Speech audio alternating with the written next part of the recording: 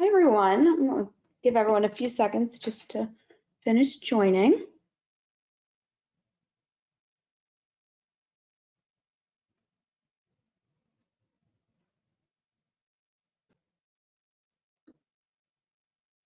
Okay, perfect. Well, hello and welcome to the Marketplace Risk Virtual Event Series. My name is Andrea and I'm the Director of Events and Logistics here at Marketplace Risk. Today we welcome our presenters, Karisse Hendrick from Chargelytics Consulting and Mike Cook from Socure. Our virtual events are designed to help marketplace and sharing economy startups successfully navigate complex risk management, trust and safety, compliance, and legal subject matter so they can avoid distractions in order to focus on launching and growing. Be sure to check out marketplacerisk.com to access hundreds of hours of content, including our master's program, platform podcast, and previous live events, and to subscribe to our newsletter where we keep you up to date on everything, including the upcoming Sharing Economy Global Summit in London. If you're interested in presenting at the summit, please submit your proposals on our website by August 15th. We'd love to see you there. Thank you again for tuning into today's session. A couple housekeeping items first. This webinar is being recorded, so the recording will be available for you to access on our website. Second, all attendees have listening capabilities only and are otherwise muted. And third, do submit your questions via the control panel. If we have time at the end, we will answer as many as we can. If we don't get to your questions, feel free to email us at info@marketplacerisk.com and we'll get your questions answered. And now, without further ado, Chris and Mike, over to you. Thanks so much, Andrea. I'm Karisse Hendrick. As Andrea just mentioned, I am the founder and principal consultant of Chargelytics Consulting. I've been in this industry more on the e-commerce side and then into marketplaces, going up on 2 decades, which honestly in other industries isn't a lot, but in fraud, it makes me a veteran somehow. And I've been so honored to get to work with and be trusted by the top companies in the world. So oftentimes when I'm referring a company, it's probably a brand you recognize, but my kind of agreement with everyone is I may share the story, but I will never attach your name to the story. And that helps us all learn and grow. So I also have a podcast called the Fraudology Podcast, and just really enjoy working with merchants, whether it's in e-commerce or marketplace, on trust and safety, on fraud prevention. I love chargebacks as well, which makes people question my sanity. But just end to end, it's really my passion, and I love being able to share information from companies that can't often share out to the industry. Hi, and I'm Mike Cook. Very happy to be here today. I've been in the industry for 35 years, quite a while. Most recently now I'm with Socure. I have fraud solutions responsibilities. I get to work between data, analytics, product, and our customers to make sure that everything is working properly and that we're talking about our solutions the right way.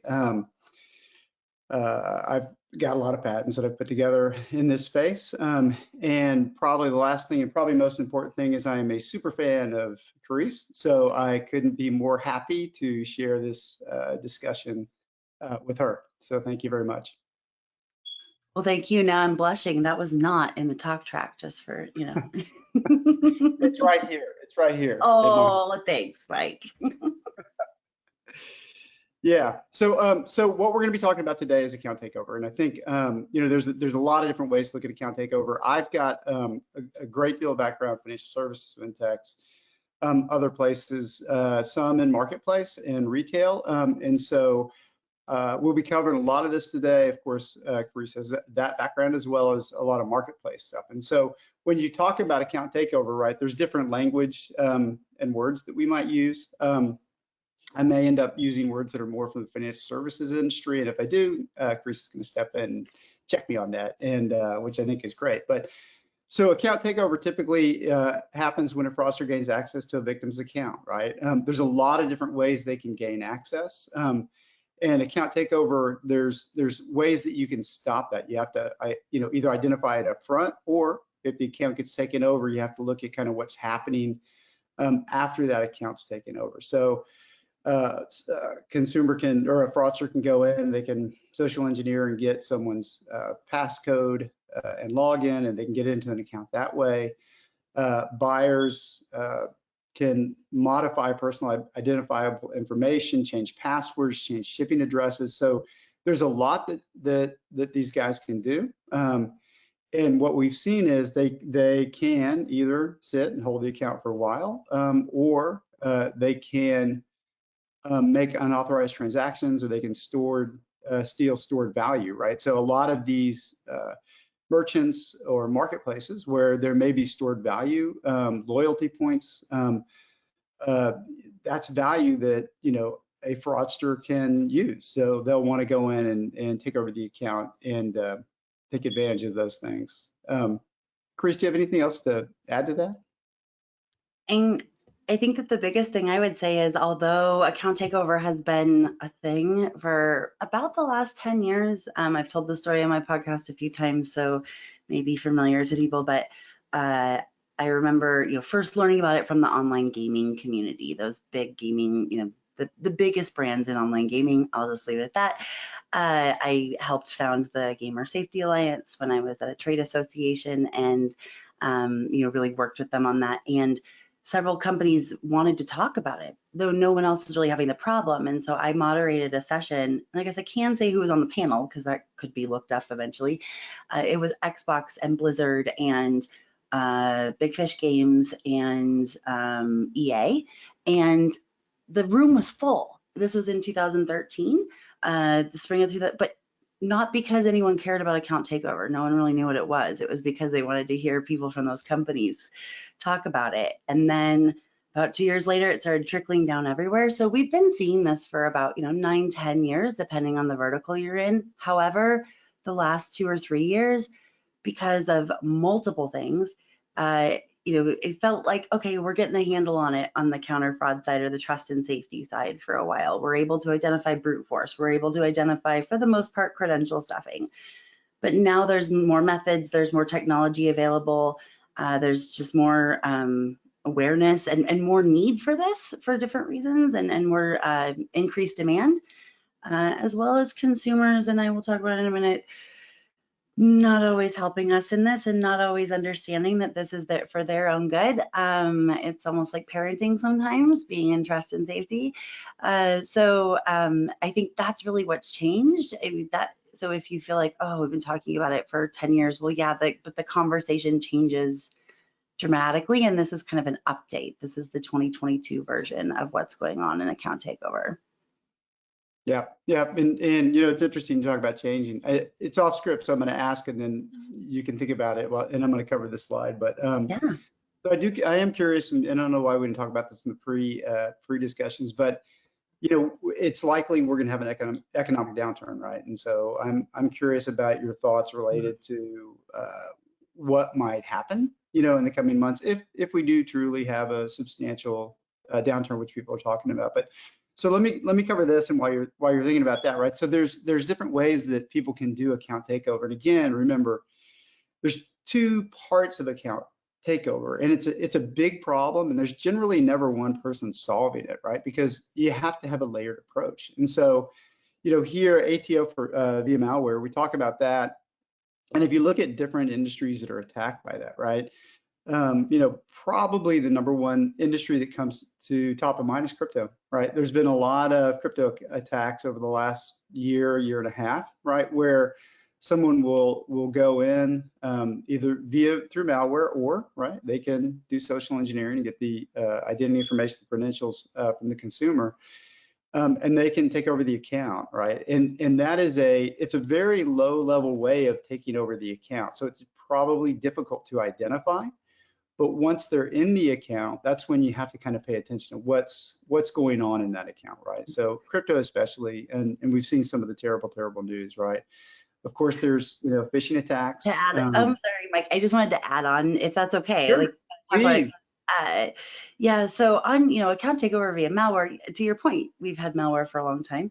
What scares me about this more than anything, and I learned about it about a year ago from a company that does really good like e-crime investigations and, you know, dark web intelligence for kind of more fraud focused. And what worries me about this the most is we've gotten a dependency on device ID and IP address and understanding a lot about the device. And that is still very important. I think it's really important to understand, all of, not just if you have that information, but what else does your provider provide, and what else do they do in addition for redundancy? Because the thing that scares me the most about malware is, if heaven forbid, I click on something in social media, in a link, it's similar to phishing attacks, but once you click on that link and it downloads malware on your device, you're not going to know it downloaded malware on your device. It's not going to be like 10, 15 years ago where all of a sudden your computer's running slow.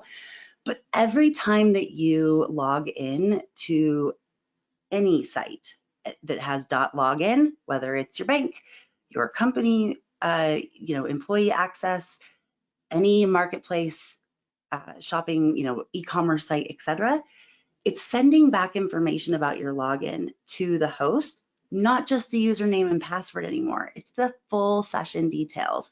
It's the type of device, it's the language browser, or the language in the browser. It's all of those pieces, the cookie information that we rely on for fraud prevention.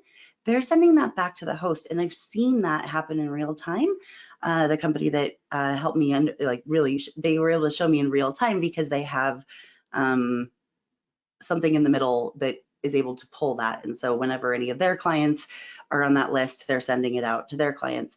But so that's, so that they know which accounts have been compromised. But this has allowed fraudsters to do this in bulk, to be able to slice and dice it, to, be able to say, oh, we have 500 accounts that all signed into this retailer yesterday. We're going to bulk that up and send it, or we're going to take all of the logins for one user and sell it that way. But all a fraudster has to do now that they have the full session details, in addition to the username, password, and all of that for the, the person, is put it all into an emulator. Lincoln Sphere is one of the most prolific and harder to identify. Put it into an emulator and it looks almost identical. And I knew that was happening when last year there were a lot of people, oftentimes the biggest scams that impact the biggest, or the newer scams that we don't know about, impact the biggest brands that do the most for fraud prevention. So those companies would reach out to me and say, it's really strange because either somebody's claiming account takeover, but it looks like they made the purchase, whether through a chargeback or contacting customer service, or everything's the same except for the last couple digits of the device or something like that. And they used to not look at that, and now they have to. So I just kind of wanted to zoom in a little bit more on that, because I don't feel like it's talked about as much, but that's where, really a lot of these account takeovers are occurring that are hard to identify if you are just relying on device technology, that maybe was really effective a few years ago, or that doesn't pull in a whole bunch of other signals. Yeah, and that's right. So device has to be able to capture emulation, or at least try to, right? So Socure does have device. We do, look at that and try and detect emulation. We are also doing a lot of work on behavioral biometrics and the way that the device is used, right? And so I think those are the kinds of things that you need to help get around those things. So I'm very glad to everybody on the webinar. I told Karisse to stop me many times today and add in any additional comments, because she's got such great comments. So so there's those things that we talked about. There's phishing attacks, of course. And I mean, again, Karisse had mentioned, it really comes down to consumers and do they know what to do. I have a 19-year-old daughter. She knows what I do for a living, and she got phished, and she lost her money, which was not a ton of money, but it was everything she had, right? It was an emotional impact to her. So phishing attacks is another way that, we see ATOs attacking merchants, we see ATOs attacking fintechs and everyone else, right? And those continue to get more sophisticated as well. I mean, I only talk about things that are public, and this is public. 2 weeks ago, PayPal was, that was linked to a pretty big phishing attack, and PayPal's been phished for, basically, bad actors posing as PayPal to account holders.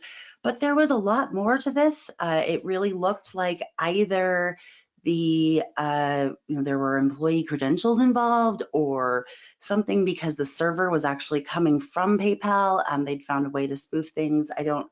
I have still been trying to dive into exactly what happened and not able to find a ton of information. But while I don't want to say that for sure there was employee information or credentials compromised, it definitely opened the door for, oh, this could happen. And if it did, a lot of the things that we tell consumers to look for are harder, and it steps up the game. So continual cat and mouse game, like with everything else, they'll just keep stepping up their game. And yes, we're lucky when there's a typo, but they're not always going to have a typo.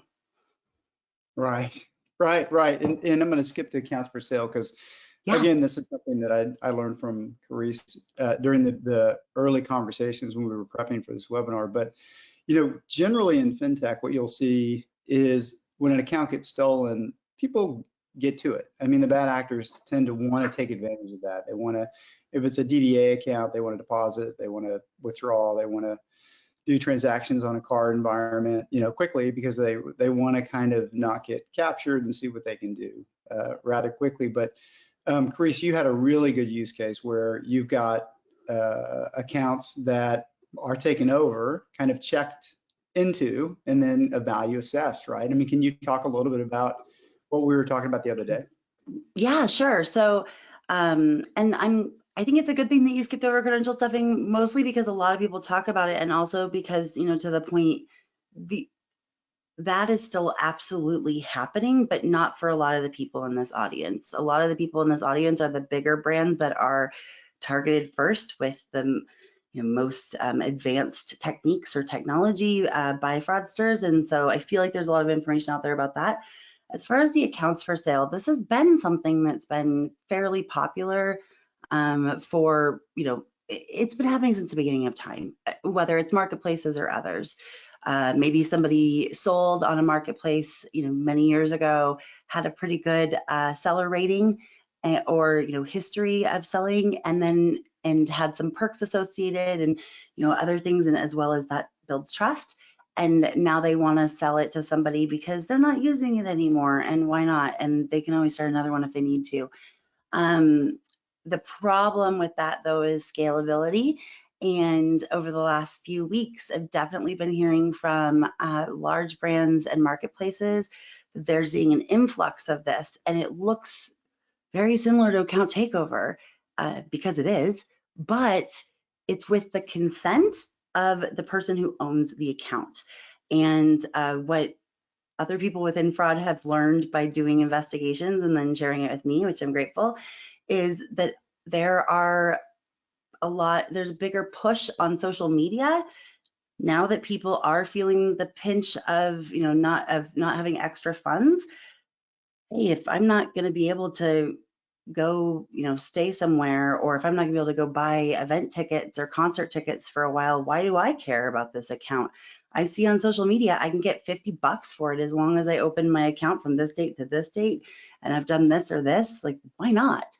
And it kind of caused kind of a stir on kind of the fraud LinkedIn, so to speak, last week, because somebody in fraud fighting lost a friend out of it. Their friend posted how excited they were that they sold an account online, to a merchant for $50 or $40 or something like that because of an ad they saw on social media. And this fraud fighter commented, that's not okay, and here's why, right, for you and for them.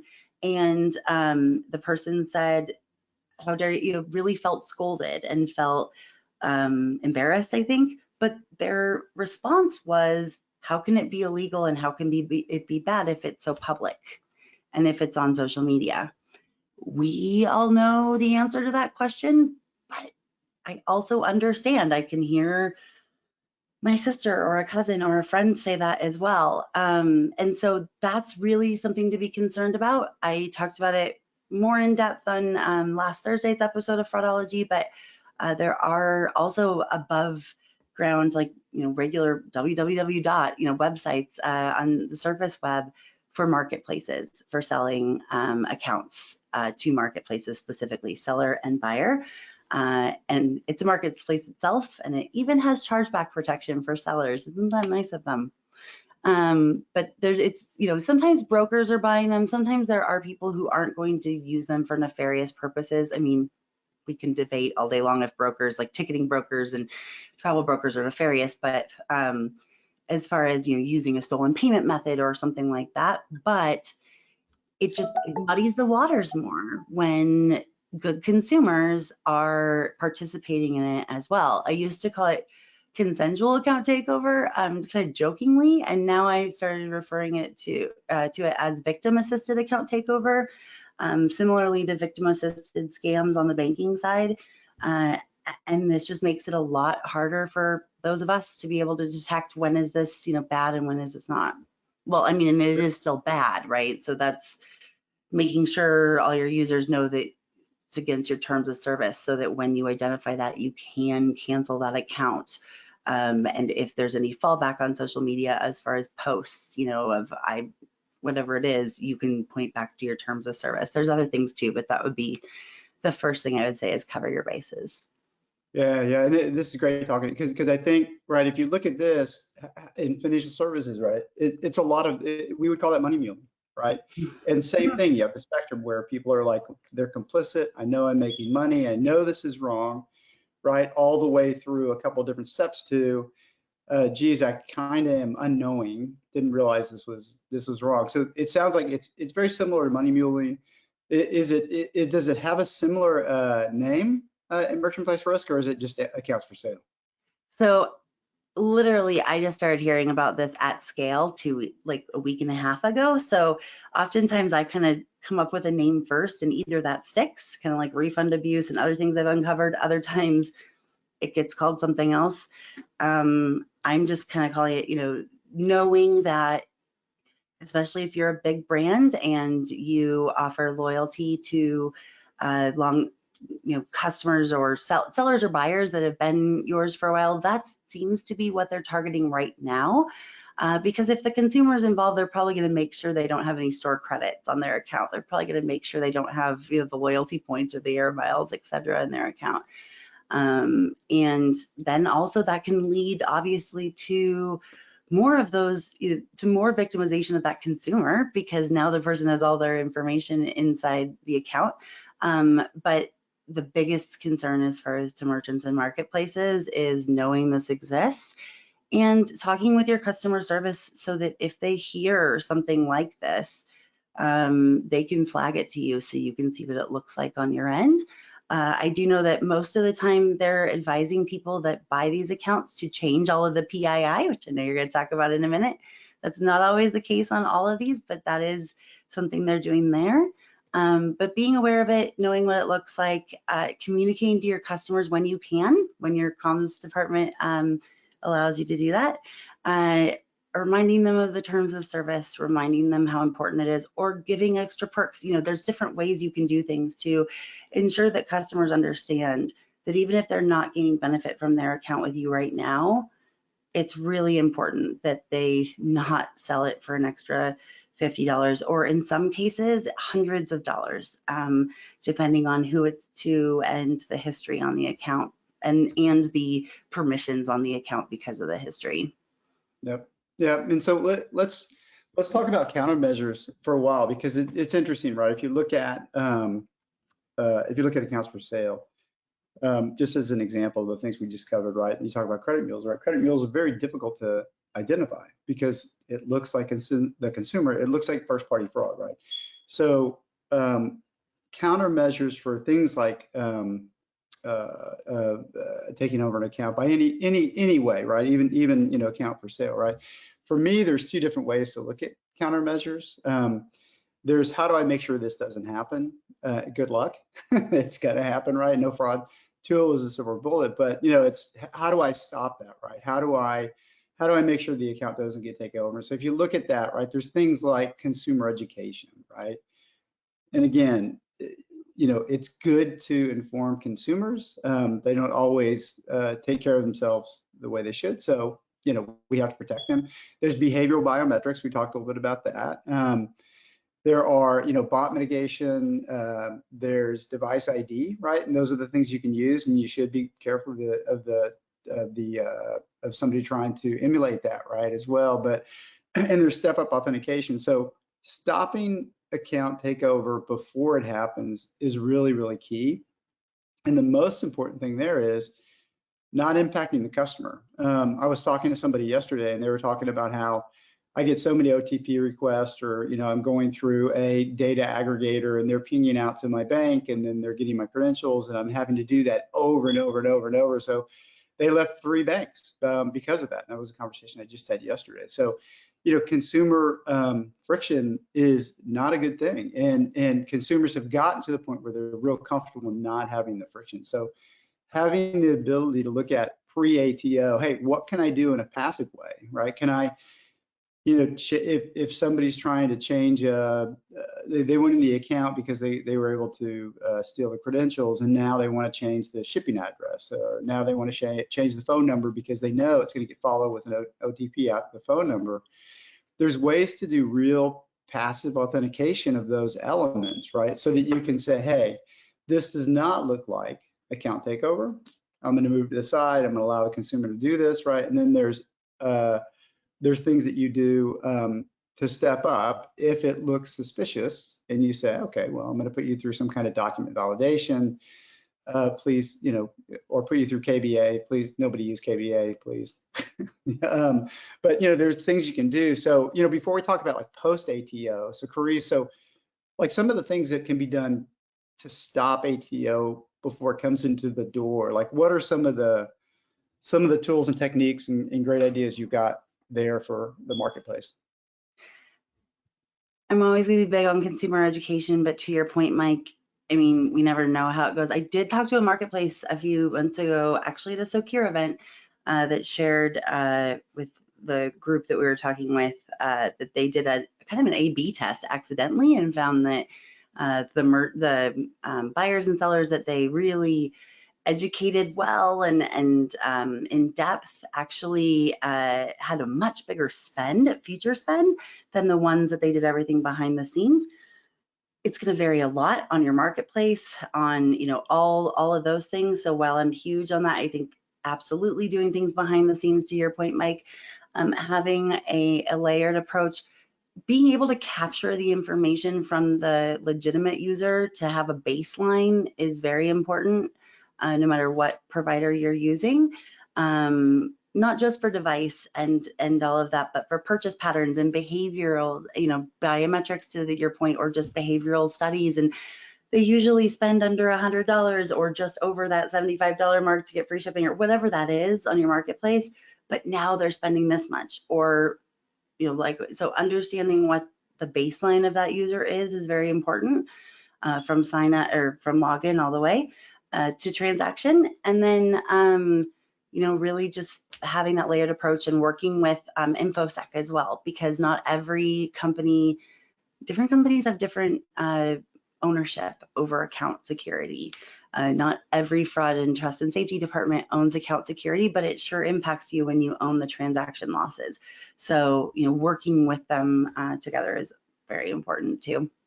Yeah, but it's interesting because we talk about ATO as a solution provider, Socure, right? And people say, you know, oh, so you solve for ATO, and, you know, very quickly, no. We do not solve for ATO. We solve for a portion of ATO. We're a variable in the mix, right? And those variables are pre-ATO, right? Device, behavioral, passive authentication, scoring of emails, scoring of address, right? Scoring of phones that we're going to change from X to Y, right?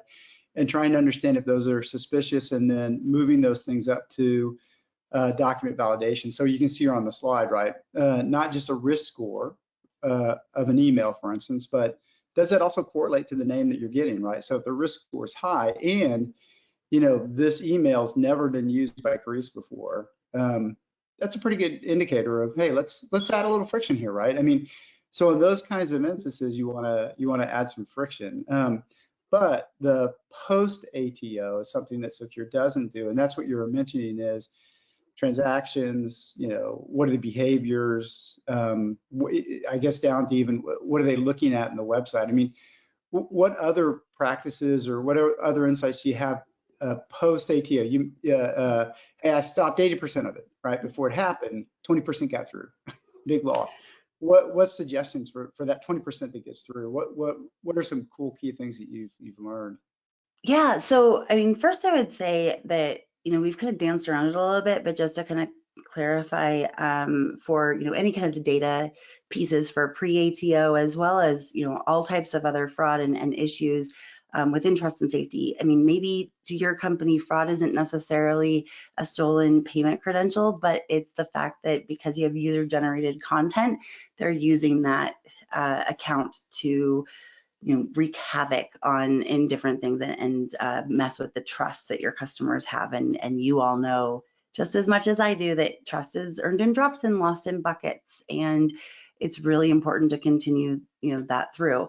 But as far as, just device and email and all of that, there are different providers that all have that. They are not created equally. I always recommend to merchants that they understand the sourcing data, as well as the number of sources that provider uses to aggregate information, as well as if they have a network effect with the companies with them, and then the correlation value. All of that Mike said, while in amazing salesperson speak, I can also just say that there are some public records information and pieces of information, and there was one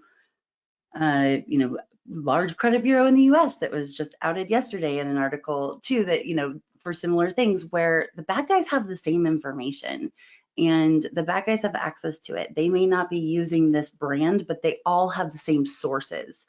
So knowing that when you're talking to providers of that information, find out who their sources are, and then cross-check with the Ben Verifieds of the world and the other sources that fraudsters are using. So that'd be one. As far as post-ATO, communicating that out to your customers is important. Being able to reach out to them, being able to have I think I'm such a big process person because I understand the impacts at the very beginning all the way to chargebacks and beyond. And so I'm constantly thinking of process, but have a process in place for when customers report ATO, as well as when you identify ATO. Try to lock down that account as soon as possible so that no stored value or no actual crime is occurring on it. But also have the ability to make it not as friction, right? So having those things and talk about them ahead of time rather than having to triage every time there's a fire is going to help so much, especially because more than ever before with this financial crisis, everyone is saying they're expected to do more with less. So anytime you can introduce more efficiencies and have things be more proactive, it's going to pay off in the long run. And so the financial crisis, so you brought that up. So we already off script. So yeah, I did want to, I gave you a little heads up, but so good. You know how it is, right? We don't really know how the economy is going to go, but let's say jobs report comes out, it's terrible. Unemployment's up. Let's say that price of gas, continues to go up. Let's say that, Well, we're already seeing daily reminders of layoffs and the ability of that now. I think it's safe to say that we're in the middle of a financial something, whether one politician wants to call it a recession or not, or a downturn or whatever we're calling it. It's definitely different. Yes. Yeah. So right. So that let's say that happens, right? In the financial services world, right?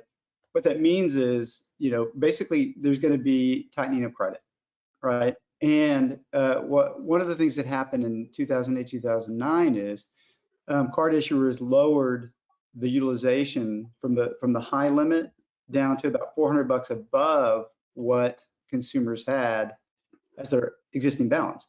So what it did is it completely impacted all of the credit scores like that across the nation. So we had, pretty sizable prime population that all of a sudden vanished. We had near prime, we had a ton of subprime, right? And so what that does is it kind of limits new application fraud some, because a lot of that gets thrown out with credit declines, right? Because it's so tight. And a lot of it went to ATO, right? So there was an increase in ATO, right? So in merchants, right? Let's say, again, like you say, something's going on, but we don't know. But let's say something does happen, right? And it's pretty substantial. What do you see as the changes that merchants should consider prior to that happening? Because nobody wants to wait till it happens. They want to prep now. So what would you suggest to those folks? You could have asked me this question with no heads up, but I probably would have had a similar answer, mostly because I feel like this is all I've been talking about on the podcast the last several weeks, because those are the questions I'm receiving. All the way from what should we do tactically and strategically to how do I just not lose my brain and not lose my mind, and that I don't know if I'm the best person to ask that question, but I do my best as far as taking care of ourselves as well. And those are all lessons I learned because I was a merchant. I was on the front lines as a merchant in a very innovative space. It was kind of a marketplace before it was a marketplace in some ways, back, when all this happened before. And one thing that I mention often is that first party fraud, friendly fraud as we call it, didn't actually have a term. It didn't exist until that first recession, and we are already seeing customers issue more chargebacks for silly reasons. I would say if anyone has not read or been familiar with what the Visa upcoming chargeback rules are for April of 2023, I was going to say August, but definitely familiarize with that. It's episode 110 of Fraudology, but there are other sources as well. Those are going to have a huge impact on your ability to recover first-party fraud chargebacks. That is a challenge for sure. But I was hired by Expedia in 2010 to create their friendly fraud chargeback process, and it's still in results now. So I'm very familiar with what happens at the beginning or during a recession. Essentially, at the end of the day, in simple terms, people still want those, creature comforts that, especially in the US, we're used to, but they don't want to pay for it or they can't pay for it.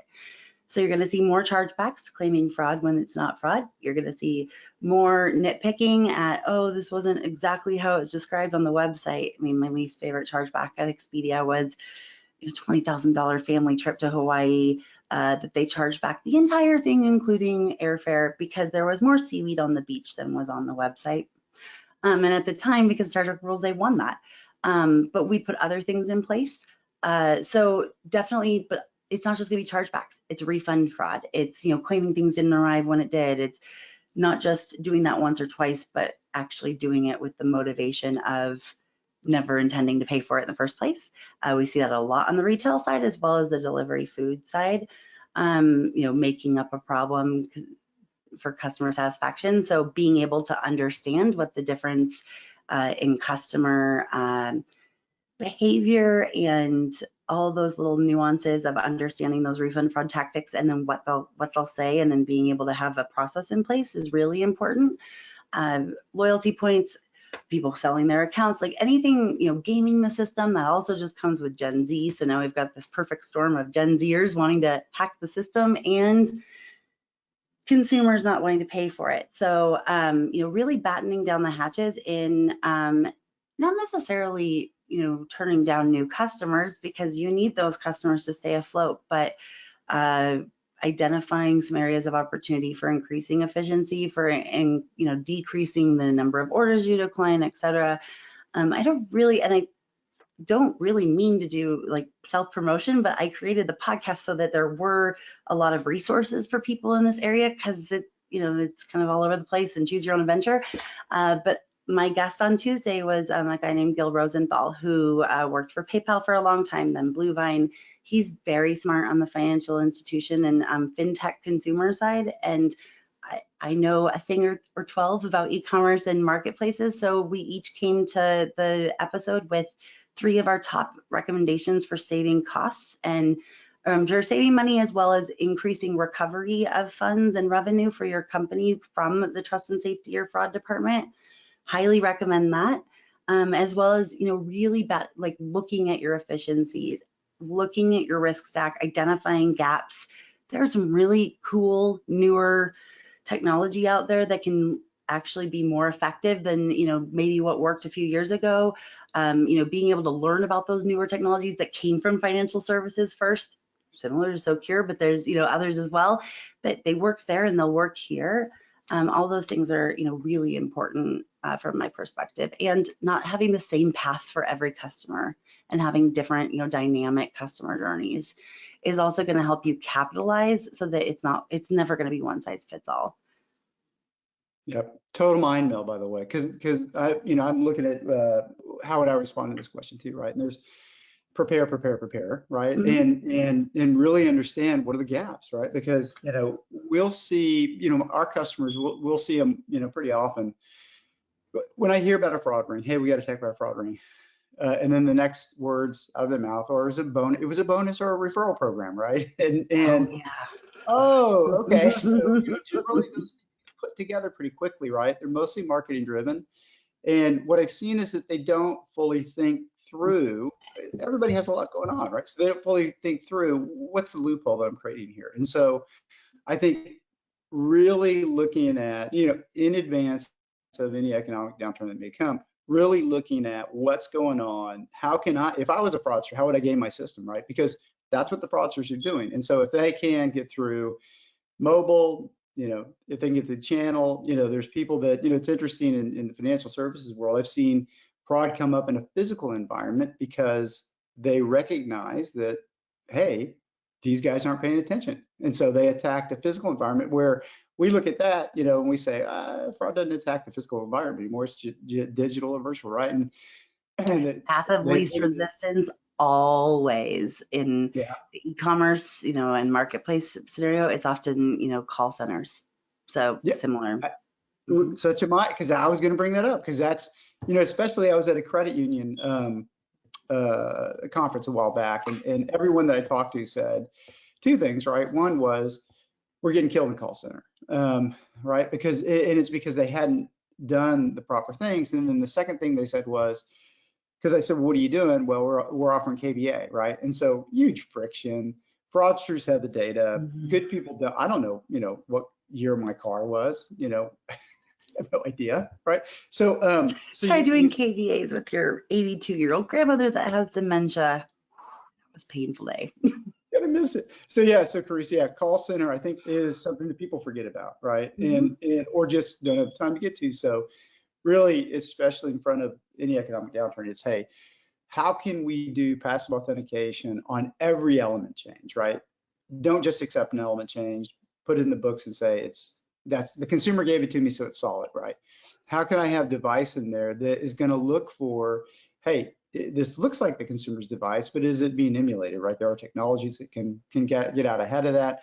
Behavioral biometrics is going to help, right, with password resets. How are they using the device to make these changes, right? So that's a big change. So and just going kind of talking more about like on the solutions side, what organizations can do, right? Because we can talk all day about how doom and gloom it is. What can you do? And just to your point and moving it along, thinking outside the box, trying to have different routes for different people. If it's the same customer for forever and you have faith in the device and all of those pieces, you have a happy path, right? As all product managers love.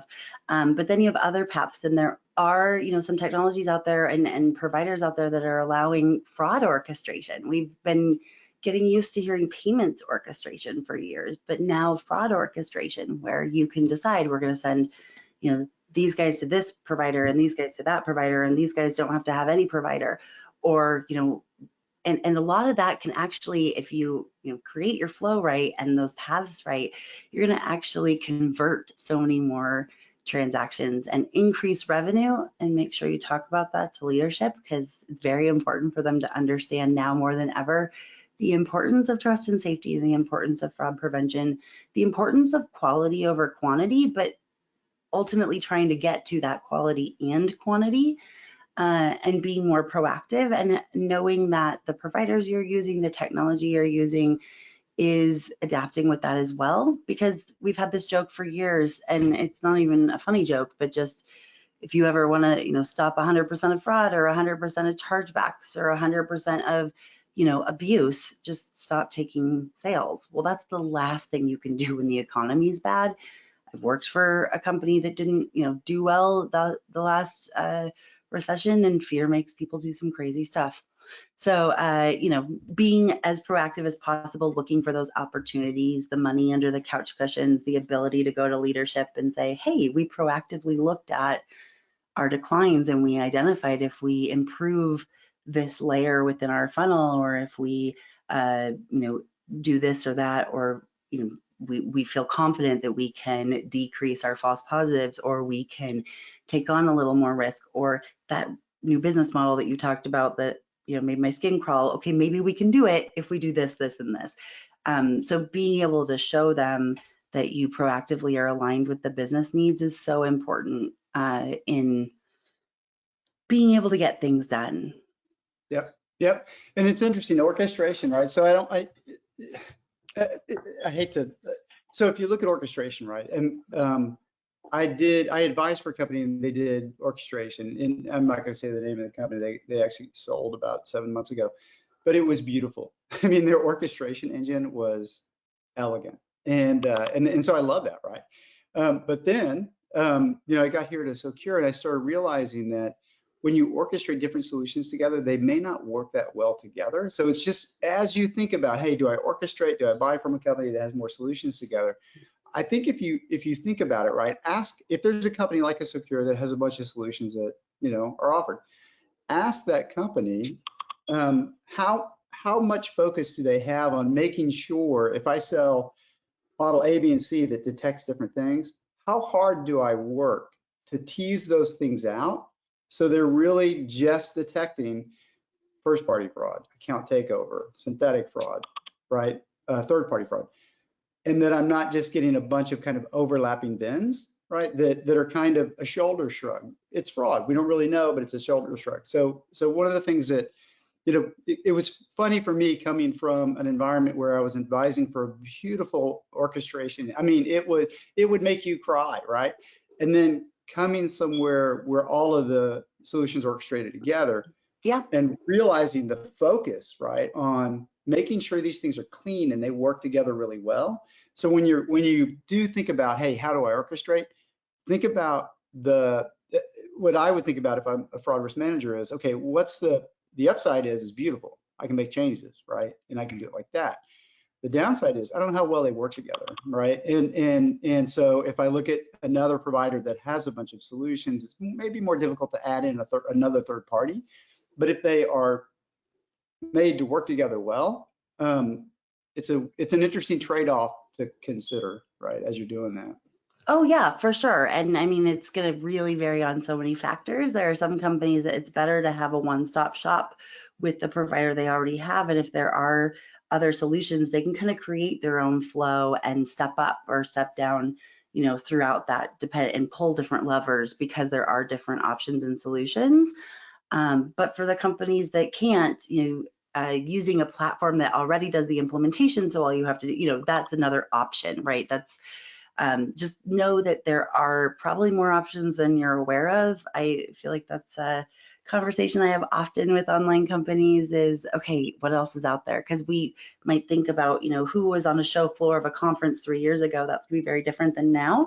And different types of companies can be used different ways, but knowing that there's way more than one way to do things, especially compared to 10 years ago, it can be confusing, but it also can be really fun and more being able to do more with less. Yep, absolutely. Do more with less, which again is another theme for potential downturn in the economy. So right, I know, but in this case, it's a good thing.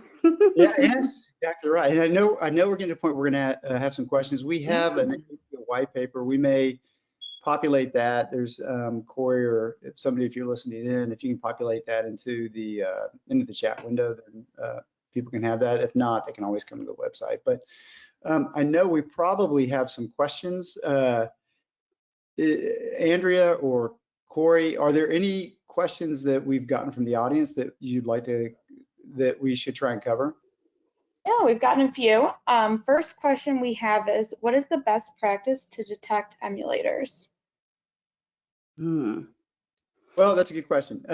To use a device solution that protects against emulators. And one of the things that I've learned is that you don't give away secrets, because the good guys are not the only ones who are watching the webinar. So bad guys will watch it too. So there's certain lines that I don't cross. And so when you talk about trying to identify emulation, you just have to talk to the device company specifically. And then there's a guy named Sambuso at Socure that can give you that data, but that's one of those things that I don't want to answer on an open forum. Karisse, I don't know if you do. Yeah, I think I was gonna say something similar. I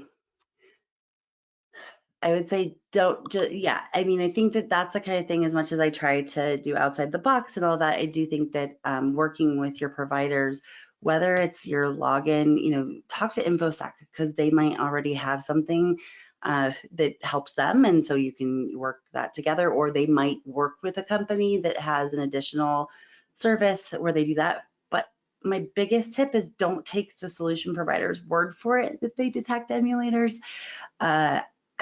Same with don't take their word for it that they have machine learning or whatever else, right? Talk to companies that use them and find out how they know it's an emulator, and how they know it's a proxy, and how they know it's a VPN, and if it actually does help them. That would be my biggest tip, because unfortunately, while we are supposed to be the good guys, not always the case, and there's not really like a third party that is monitoring how people are marketing things. So that would be my biggest tip with that, as well as go look up Lincoln Sphere, go look up emulators, go find out what those things are, and talk to your peers, because there are some people out there. One comes to mind, but there's other. I mean, one tactic comes to mind, but again, not wanting to. I'm always careful about what I say on the podcast as well. I just kind of have this invisible fence that I know where it's at. But there are people who are very smart who have figured out, oh, if it's on an emulator, this field is going to say this when it's not going to say that, or that type of thing. So, talk to smart people within the marketplace risk community, talk to solution providers, and talk to your peers. And trust but verify. I think that's absolutely great advice. And by the way, great question. I'm sorry I couldn't answer with too much detail, but that was a fantastic question. Thank you. Andrea, any other good questions? Two more if we can get to them. The next one is, do you believe that more remote scams will focus on account takeover trends within the merchant portal, as I have seen an uptick in this activity with certain fraud cases? Great, Karisse, Yeah. This is right in your wheelhouse. So do you want to take that one? Yeah, we're not seeing ATO slow down, nor will we. I feel like there was a little bit of like a breath of fresh air for a little while, but not for too long. Interestingly enough, I saw a huge spike in the questions merchants were asking me about account takeovers. And this was primarily credential stuffing, and that's, high volume, but not as surgical in, accuracy as these other tactics we talked about today. Saw a huge uptick in that the last week of February and all throughout March. And really, it was more of like a correlation, I think there's probably some causation, but I was at least able to say correlation, didn't want to confirm the other, between that and when, the Russian Federation invaded Ukraine. And so knowing also that not only are we talking about the economic downturn and all of that, we're also talking about a very large population of people that are very smart and technologically safe, it's technologically, advanced, and know credential stuffing very well, and phishing attacks and all of those that are, because of the sanctions, are looking for ways to convert digital currency in various ways. So that's something to be aware of. But as far as, just the victim assisted and the remote, all those things, yes, we're going to keep seeing that go up. Whether the account holder is being paid for that or not, those have value. Whether it's to drain the stored value, and whether that's credits on the account, or the loyalty points, and transfer that out, whether it is to wreak havoc, user generated content and spamming and all of that, whether it is to commit transaction fraud and payment fraud, whether that's to use the loyalty of the account, all of those things. So knowing the value that your accounts have, being aware of what's being said about your company in the greater ecosystem. I I look at Telegram a lot, and I'm in a lot of groups to be able to know what the themes are. There are also obviously vendors that you can look at as well for that, but sometimes it's best just to kind of like, look at your name in Reddit, look at your name in Telegram and Discord, your company name, see what they're saying. That can help you also know what's being targeted. So, being aware of what's happening and what's being talked about. That is one good thing about fraud conversations not just being isolated to dark web. There's a lot of bad things about it, but one of the good things is that we can now see it a lot easier without having to get to our browser and an onion router and all that. Gotcha. Andrea, I don't know if we have time for another question. I did see Alex ask the first question. Alex, my friend, how are you doing? Thank you very much for that good question. Are there others? Is there time for one more question? I think we got maybe 1 minute. Yeah. Are you okay if I read one other one that was submitted? Yeah. Yes. Awesome. You touched briefly around social engineering. Unfortunately, human error is sometimes the gap that exists in certain contact flows. Have you seen account takeover via social engineering? And if so, how have you dealt with that closing the vector? I would love to ask the person asking, like, who's being social engineered, right? Are they talking about when the customer or the account holder is being social engineered, or an employee in customer service or in chat? Because my answer would differ. I don't know if that would be what you would want to know too, Mike, but I think so. Definitely training. Ramon from Etsy had asked that. So if you can follow on and let us know. But yeah, because if it's a consumer, of course, you would hope consumer education would help, but as we've talked about, right? So I think at that point you would have to see with social engineering, what are they going to do? If it's password, and they have the credentials, right? Then hopefully device. Hopefully they have it emulated. Hopefully it's behavioral biometrics around that, and then it's follow on with what kind of changes they might make to profile, and then follow that on with what are the transaction, what's the behavioral differences that that are happening to the consumer account. If it's inside your employee base, shame on you, right? Because that is something that there should be very good InfoSec training on social engineering, and that should be able to negatively impact that. I don't think Ramon's added the extra question, so that's okay. I can circle back with him. We know each other well, and I'll find out. But I mean, that would be. I do think, yes, education, but there's also, to Mike's point, looking at what they're doing with it afterwards. We've seen that with gift cards as well, with some of these social engineering scams that are actually impacting retailers in stores, where if they're having a heck of a time trying to figure out which customers are buying three $500 gift cards, or at one time, one big retailer, it was 144 $500 gift cards because of victim-assisted scams. It's really hard to identify at the beginning, and they've done everything. They've put prompts in place on the POS. They've, trained their employees, etc.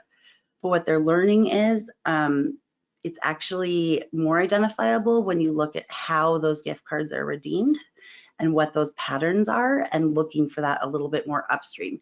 So looking at the whole thing end to end from the beginning, where are they being recruited from, and how are they being, identified as users of your marketplace, all the way to what's being done at the end, should hopefully be able to help you find a hole in their system that can help you identify it and help your customers or your employees more. Thank you. Good. Okay, so Andrea, I know you have to wrap up. Before you do, I just want to say, continue to be a fanboy. Thank you. Thank you, Mike. I appreciate it. Thank you. Always so fun. Obviously, we all know Karisse can talk about fraud for a long time, but it's always really fun to talk with different perspectives. And hopefully it was helpful. If there's anything, that you didn't learn before, I'd love to hear it. If you heard it all before, let me know. And that would be helpful too. Andrea, you want to help close us down here? Yeah, thank you guys again. I'm going to launch a quick poll here. We would love to get your feedback.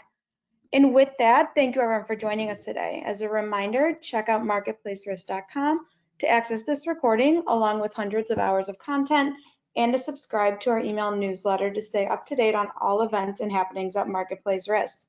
Thank you everyone for joining. I hope you have a great day. Thanks so much. Thank you. Bye, guys.